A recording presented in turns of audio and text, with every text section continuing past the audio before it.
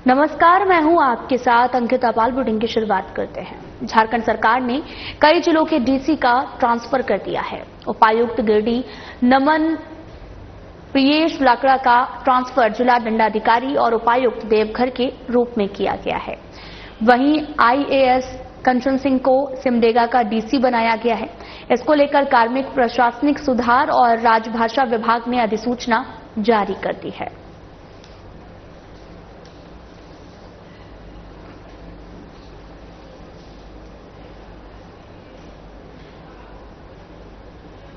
RJD supremo Lalu Prasad Yadav के बड़े बेटे तेज प्रताप यादव की लव स्टोरी सुर्खियों में है। तेज प्रताप यादव की पहली पत्नी ऐश्वर्या ने इस प्रकरण को लेकर पहली बार मीडिया के सामने आकर बयान दिया है। उन्होंने कहा कि जब तेज प्रताप पहले से ही प्यार में थे तो मुझसे शादी क्यों की। सारा परिवार एक ही है, केवल चुनाव के कारण लालू जी ने यह फैसला लिया है। सबको पता है क्या हो गया है, सबके सामने जाहिर है। हम ये पूछना चाहते हैं, जब इन लोगों को पता था कि ऐसी बात है तो फिर मेरी शादी क्यों करवाई, मेरी जिंदगी क्यों बर्बाद की, उसके बाद मेरे को मारा क्यों। अभी इनका सामाजिक न्याय भाग गया है। ये लोग सब मिले हुए रहते हैं, ये लोग कोई अलग अलग नहीं हुआ है, ये लोग सब मिले हुए हैं।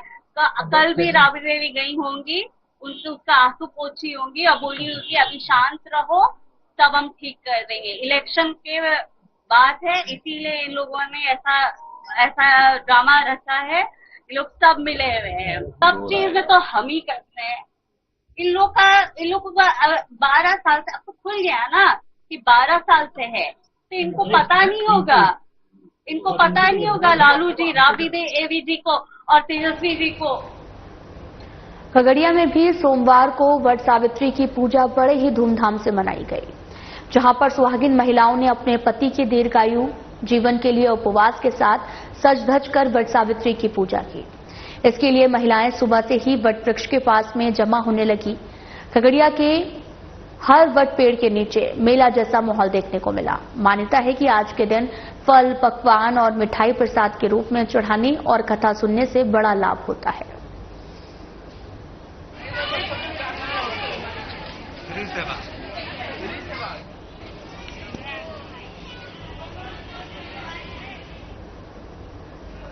कोयलांचल धनबाद के कई कोलियारी और ग्रामीण क्षेत्रों में वट सावित्री पूजा की धूम देखने को मिली है।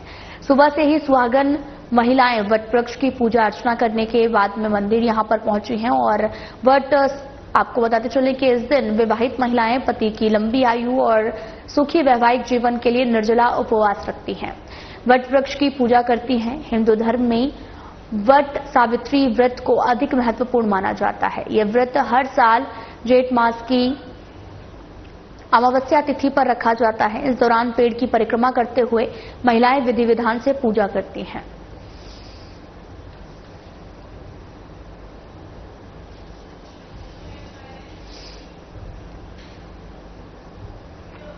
सुहाग की लंबी आयु की कामना का महापर्व वट सावित्री की पूजा सोमवार को गिरिडीह में धूमधाम से की गई। हालांकि पंचांग के मुताबिक सोमवार को पूजा का शुभ मुहूर्त सुबह 10 बजे से लेकर मंगलवार को सुबह 8 बजे तक है, लेकिन सुहागिनों की भीड़ सुबह से ही वट वृक्ष के नीचे जुटनी शुरू हो गई। इस दौरान बड़ी संख्या में सुहागिनों की भीड़ वट वृक्ष के नीचे जुटी और विधि विधान के साथ पूजा अर्चना की गई। सुहागिनों ने मौके पर मौली वट वृक्ष के चारों तरफ परिक्रमा करते हुए मौली सूता लपेटा और भक्ति भाव के साथ में सुहागिनों ने इस दौरान माता सावित्री और यमराज की पूजा अर्चना की। वट वृक्ष से मौली सूता बांधने के बाद में पुजारियों से माता सावित्री, महाराज सत्यवान और यमराज की कथा को सुना और एक दूसरे को सिंदूर लगाकर पूजा के विधान को पूरा किया।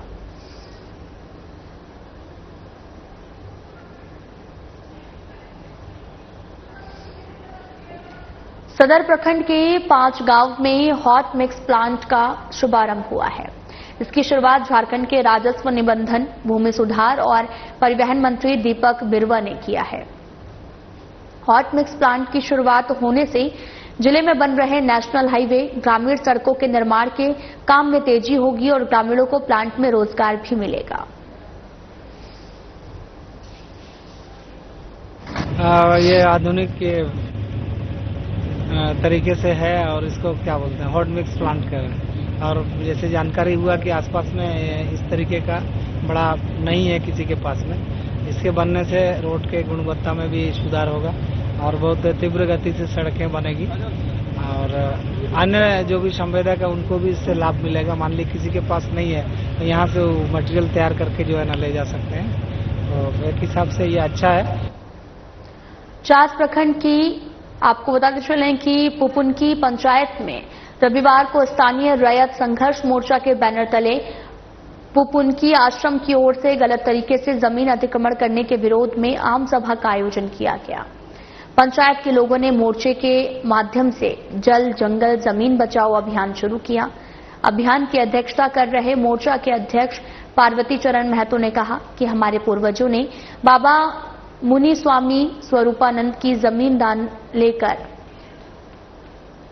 और साथ ही ये संस्था जमीन कब्जा करने में लगी हुई है। गलत तरीके से जमीन कब्जा लेकर गांव, तालाब और जोरिया का रास्ता रोका जा रहा है। उन्होंने कहा कि आश्रम की ओर से गलत तरीके से सैकड़ों एकड़ जमीन कब्जा किया गया है, इसलिए पूरी जमीन का जिला और राज्य के वरिष्ठ अधिकारी की ओर से जांच कराई जाएगी। जो भी जमीन अवैध रूप से आश्रम के कब्जे में है उसे मुक्त कराया जाएगा।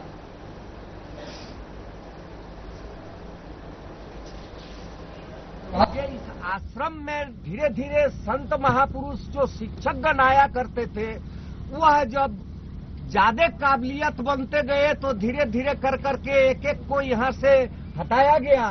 हटाने के पश्चात फिर वहाँ पर शिक्षक के रूप में अब बांग्लादेशी आए कि बाहर से लोग आए। यहाँ पर शिक्षा को धीरे धीरे कर करके न मल्टी यूनिवर्सिटी बना और न स्कूल ही सही ढंग से रहा।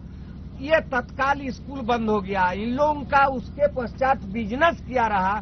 जैसे एक जोड़िया है, जोड़िया सार्वजनिक है जो कहीं से चलती है और कहाँ जाके अंत होता है। उसके बीच में किसानों का खेत होता है, खरियान होता है। वहाँ पर उस जोड़िया का नाला का पानी से धान का बुआई, धान का रोपाई, सारा धान पकाए तक का कार्यक्रम इस जोड़िया से होता था। उनकी आश्रम स्वामी स्वरूपानंद बाबा जी थे, जो उनको हमारे यहाँ के पूर्वजों ने दान दिया जमीन को, जो उसका रजिस्टर्ड जमीन 9 एकड़ है। बाकी जितने जमीन आप देख रहे हैं सब गराबाद जमीन है, जीएमएन है। मनमानी ढंग से कुछ लोग काला पत्थर का पड़ेगा तो कुछ लोग चिचिया का पड़ेगा, कुछ लोग आपको चियार गजरा का पड़ेगा, कुमरी का पड़ेगा, डेढ़का का पड़ेगा, बाकी जमीन पुपुनकी का पड़ेगा। सब ये घेरने का काम कर रहे हैं। करीब 240 एकड़ जमीन अभी तक ये घेरने के काम किए हैं। देखिए इसको, इस जमीन को देखिए, इसको भी सफाई किया है, इसको भी घेरने का काम कर रहे थे। हम लोग जब दबाव दिए इस जमीन को छोड़ा है। झारखंड सरकार गांवों को स्मार्ट बनाने की दिशा में तेजी से काम कर रही है। दूसरी ओर जामताड़ा जिले के नारायणपुर प्रखंड के चंदाडीह लखनपुर गांव की स्थिति आज भी बदहाल है। गांव का मुख्य चौराहा गंदे पानी से लबालब है।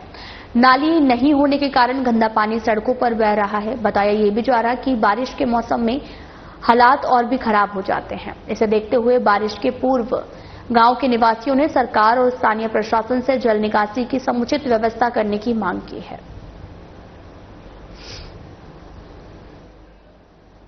और आज यहाँ पानी जम जाता है, नाली से आता है, बहुत आदमी गिर जाता है। पूरे गर्दा जो है उसे कचा है।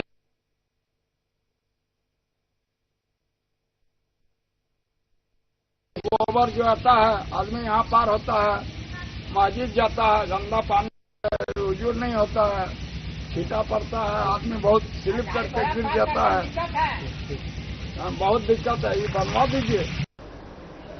मीतू जैन जो मूल रूप से झारखंड के हजारीबाग की बेटी हैं, जो अब पश्चिम बंगाल की पुरुलिया जिले की बहू भी हैं, जिन्होंने कई सालों से कला और साहित्य के क्षेत्र में सक्रिय रूप से कार्यरत हैं। मीतू ने अपनी लेखनी से न सिर्फ परिवार और समाज को गौरवान्वित किया है, बल्कि हिंदी साहित्य की दुनिया में भी अपनी अलग पहचान बनाई है।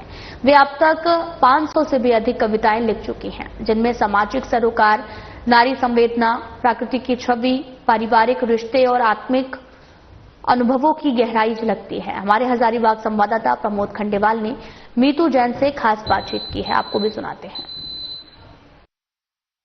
झारखंड के हजारीबाग की बात करो, लगातार साधना प्लस न्यूज की पूरी टीम तमाम कलाकारों से अपने दर्शकों को रूबरू करवा रही है।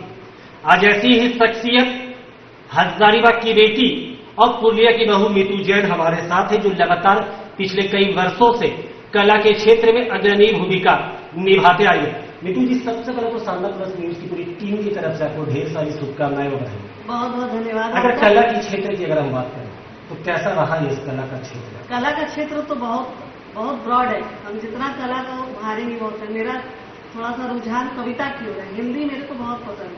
हिंदी में मेरा जो लेख है, शायरी, हम उसको अपना कलम के द्वारा उसको हम प्रकाशित करते हैं। फिर एक सवाल उठता है मीतू जी, जैसे आप कला के क्षेत्र में कविता को ही चुनते, तो इस ट्रैक को चुनने का क्या उद्देश्य था? एक्चुअली जो कविता होता है वो शॉर्ट लैंग्वेज में हम बहुत कुछ कह पाते हैं, यही इसका उद्देश्य है। हम 4 लाइन में भी बहुत कुछ कह सकते हैं। अगर अब तक का सफर की अगर हम बात करें कला के क्षेत्र में, अगर कविता जैसे आपने लिखी, तो कितना आपने लिखा है, क्या कुछ है उसका? मैंने 400-500 कविता लिख चुका है। एक बुक छपा है मेरा मीतू की कलम से। ये फ्लिपकार्ट, अमेजन और भी पब्लिशिंग में इसका आ चुका है। और मेरा एक और कविता आने का है कि एक बुक हम और लॉन्च करेंगे 2.0 के हिसाब से। और मैंने बहुत सारे कविता समेत शिखर जी के ऊपर भी लिखा है। मेरा सबसे स्टार्ट में मुख बाटी एक नाटक है, कविता है, उसको एक नाटक का स्क्रिप्ट हम लिखे थे और ये नाटक हजारीबाग में मंचन हुआ था। ये मेरा पूरा अपने लाइफ का सबसे बड़ा सपना है जो पूरा हुआ था। मीतू जी, एक सवाल उठता है, क्योंकि आप जो कविता लिख रहे हैं, लोगों तक वो पहुंच पा रहा है या नहीं पहुंच पा रहा? उसका मोटो क्या है? या यूं तो नहीं कि आप लिख के सिर्फ अपने बंद रूम में ही उसको सीमित रख रहे हैं, या आगे तक इसका पैगाम बढ़ेगा? एक्चुअली जो हम कविता लिखते हैं उसको हम अपने स्टेटस पे लगाते हैं। जैसे स्टेटस पे लगाते हैं, लोगों का व्यूज आता है, लाइक आता है कि बहुत अच्छा है। लोग अपने मेरे से कविता मांगते भी है, मेरे को कस्टमाइज करके दो, मेरे माता पिता पे लिख दो, कभी बर्थडे एनिवर्सरी पर लिख दो। बहुत सारा स्क्रिप्ट के हिसाब से भी मैंने कविता लिखा है। ऐसी अगर हाल की कविता जो आपने लिखी, ठीक है, क्योंकि आज वट वृक्ष पूजा भी है, महिलाओं का स्वागत महिलाओं का है, तो महिलाओं के लिए वैसी कोई कविता? हाँ है ना, मेरे पास एक कविता है बेटी पर कविता है। बोलना चाहेंगे वो कि बेटी हूँ बेटी ही बने रहने दो, बेटी हूँ बेटी ही बने रहने दो, जब दोनों में है अंतर तो फर्क ही रहने दो। बेटी हूँ तो क्यों बेटा बुलाए कोई मुझे, शाबाश बेटा कह क्यों पुचकारे कोई। लड़कियां लड़कों से कम नहीं, क्यों लड़की का कोई अपना वजूद नहीं। मेरी बेटी तो बेटों के बराबर है, आखिर क्यों बेटों से साझेदार है।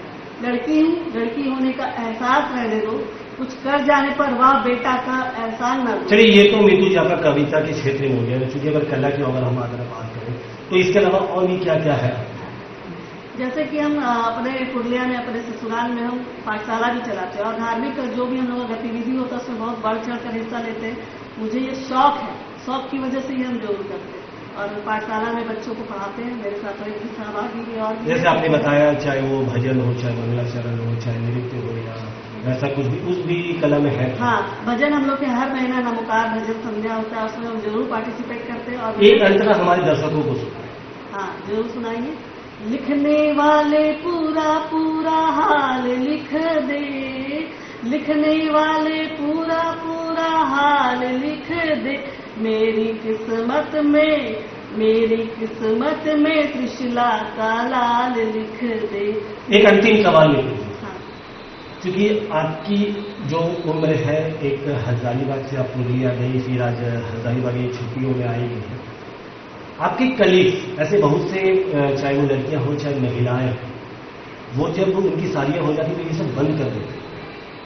क्यों? क्योंकि उनको ससुराल में उस तरीके का पायदान या नहीं मिल पाता है। तो उन लोगों को क्या कुछ आप टिप्स देना चाहिए? एक्चुअली जो हम पीहर में उतना नहीं कर पाए, एक्चुअली ये सब काम हम ससुराल में ही ज्यादा कर पा रहे हैं। इसलिए ऐसा कुछ नहीं है कि पीहर और ससुराल में नहीं करने मिलता। आपका शौक होगा तो आप कहीं भी उसको जिंदा रह सकते हैं। एक और अंतिम सवाल, बहुत सी महिलाएं या लड़कियों में कला रहता है लेकिन वो उभरती है, क्या कुछ कारण है? एक्चुअली प्लेटफॉर्म नहीं मिलता है। प्लेटफॉर्म मिलने से वो जरूर आगे आएगी। प्लेटफॉर्म खोजना भी पड़ेगा आपको।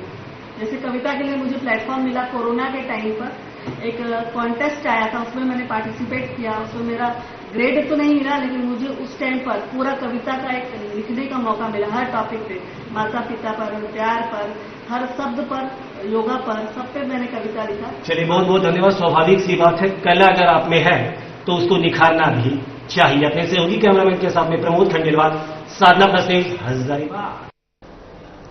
झारखंड मुक्ति मोर्चा के केंद्रीय सचिव सुप्रियो भट्टाचार्य ने एक प्रेस कॉन्फ्रेंस कर बीजेपी और केंद्र सरकार पर तीखे हमले बोले। उन्होंने ऑपरेशन सिंदूर के बाद में बीजेपी की ओर से निकाली जा रही तिरंगा यात्रा पर सवाल उठाते हुए कहा कि बीजेपी के नेता हर उस राज्य में जा रहे हैं जहां पर चुनाव होने वाले हैं, लेकिन वे मणिपुर और पहलगाम नहीं जाएंगे। सुप्रियो भट्टाचार्य ने यह भी कहा कि हाल ही में हुई नीति आयोग की बैठक में देश भर के मुख्यमंत्री शामिल हुए, लेकिन प्रधानमंत्री मोदी ने केवल बीजेपी शासित राज्यों के मुख्यमंत्रियों के साथ बैठना पसंद किया। उन्होंने आरोप यह भी लगाया कि गैर बीजेपी शासित राज्यों के मुख्यमंत्रियों की बातों को नजरअंदाज किया गया है। बीजेपी शासित राज्यों की बातों पर अधिक ध्यान दिया गया है। वहीं उन्होंने आगे ये भी कहा कि ऑपरेशन सिंदूर और आतंकवाद के मुद्दे पर केंद्र सरकार ने एक बहुदलीय प्रतिनिधिमंडल को विदेश दौरे पर भेजा है। सुप्रियो ने यह भी सवाल उठाया कि इस प्रतिनिधिमंडल ने विदेश जाकर क्या हासिल किया, इसकी जानकारी सभी दलों को सार्वजनिक रूप से दी जानी चाहिए। उन्होंने ये भी कहा कि नीति आयोग से जुड़े मुद्दों पर भी चर्चा के लिए संसद का विशेष सत्र बुलाया जाना चाहिए। उन्होंने स्पष्ट कहा कि ऑपरेशन सिंदूर के समय सभी दल मोदी सरकार के साथ खड़े थे, इसलिए उससे जुड़ी हर बात प्रधानमंत्री मोदी को संसद के सामने रखनी चाहिए। जेएमएम संसद का विशेष सत्र बुलाने की मांग करता है ताकि इन सभी मुद्दों पर केंद्र सरकार जनता और संसद के सामने स्पष्ट जवाब दे।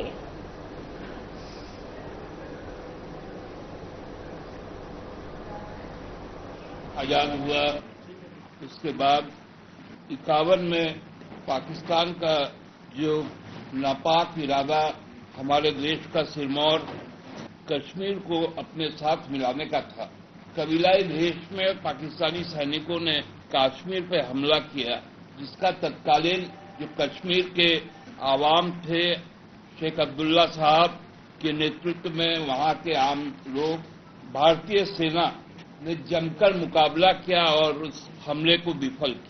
ये सेना और जनता के बीच का जो एक जुड़ाव था, वो उसकी कहानी शुरू होती है भारतीय सेना के गौरवमयी इतिहास की। हमारे एक और पड़ोसी दुश्मन चाइना ने 20 अक्टूबर 1962 को हमारे देश के खिलाफ युद्ध की घोषणा कर दी। सियाचिन से लेकर पूर्वोत्तर राज्य के क्षेत्र में भीषण संग्राम शुरू हुआ, युद्ध शुरू हुआ। देश के बहादुर फौज ने चाइना को जबरदस्त तौर पर जवाब दिया।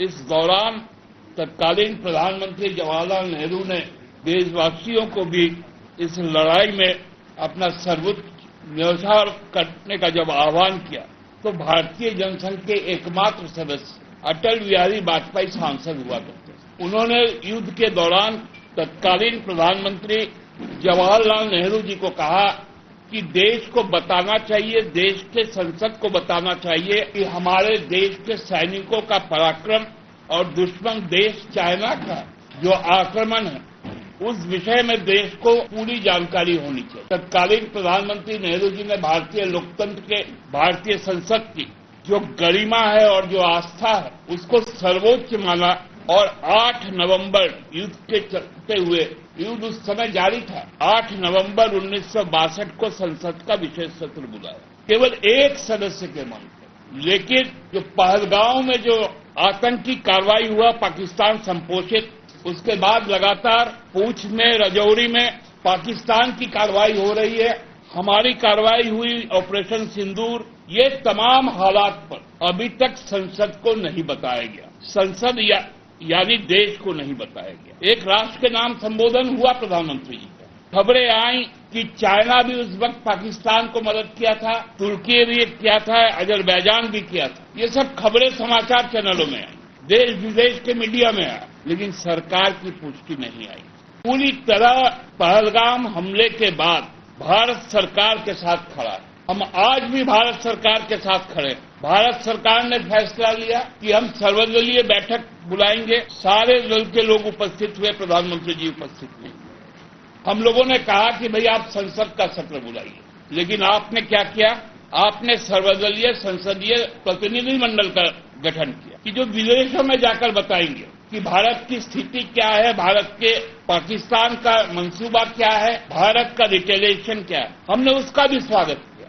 अब विदेश में प्रतिनिधि मंडल पहुंच गए, अमेरिका गए, यूरोप के देशों में गए, मिडिल ईस्ट के देशों में लोग गए, ऑस्ट्रेलिया गए। अच्छी बात है कि लोग जाकर हमारे देश की जो, क्योंकि जब 71 के बाद यूएनओ में भारत का पक्ष रखना था तो इंदिरा गांधी जी ने तत्कालीन विपक्ष के नेता अटल बिहारी वाजपेयी को भेजा। ये बहुत स्वस्थ परंपरा है, लेकिन परंपरा तो ये भी है कि भारतीय संसद को बुलाया जाए, देश को जानकारी दी जाए, क्योंकि कई अहम सवाल इस बीच में उठे। हमारे विदेश मंत्री ने कहा कि हम ऑपरेशन सिंदूर के पहले हमने पाकिस्तान के विदेश मंत्रालय को कहा कि हम आतंकवादी ठिकानों को हमला करेंगे, आप उससे दूर रहिएगा, आपका सेना दूर रहेगा। अब सवाल ये उठता है, यदि विदेश मंत्री का यह बयान है तो पाकिस्तान के तरफ से कैसे मोर्टार चल रहे हैं, कैसे मिसाइल चल रहे हैं, कैसे ड्रोन से हमले हो रहे हैं, कैसे सीमा पर फायरिंग हो रहा है।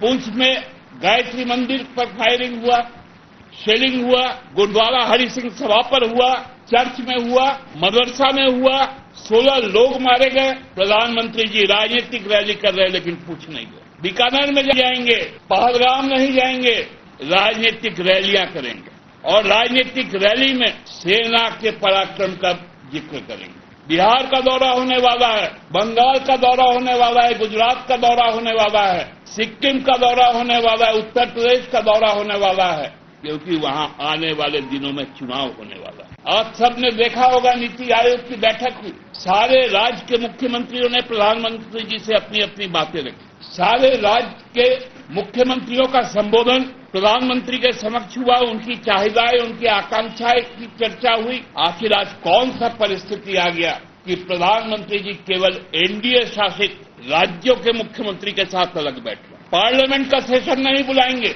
नीति आयोग के बैठक में लोगों की आवाज पर ध्यान नहीं देंगे, अपने शासित राज्यों के मुख्यमंत्रियों के साथ गुफ्तगू करेंगे। अब जम्मू कश्मीर क्यों नहीं जाते हैं? हम तो कहते हैं प्रधानमंत्री जी से, हम लोगों ने आग्रह भी किया कि कम से कम प्रधानमंत्री जी संसद का विशेष सत्र बुलाइए। हम लोग ये नहीं कहते कि आप आज ही बुलाइए। आपने प्रतिनिधि मंडल को विदेश भेज दिया, वो प्रतिनिधि मंडल जब वापस आ जाए, क्योंकि उनकी भी बातचीत क्या क्या हुई विदेशों में, वो बात भी तो साझा होना चाहिए देश के साथ। देश तो जानना चाहता था कि जब ऑपरेशन सिंदूर चलता है तो अमेरिका कौन होता है कि सीज फायर की बात करें, अमेरिका कौन होता है कहने वाला कि हम व्यापार रोक देंगे इसलिए सीज फायर हो।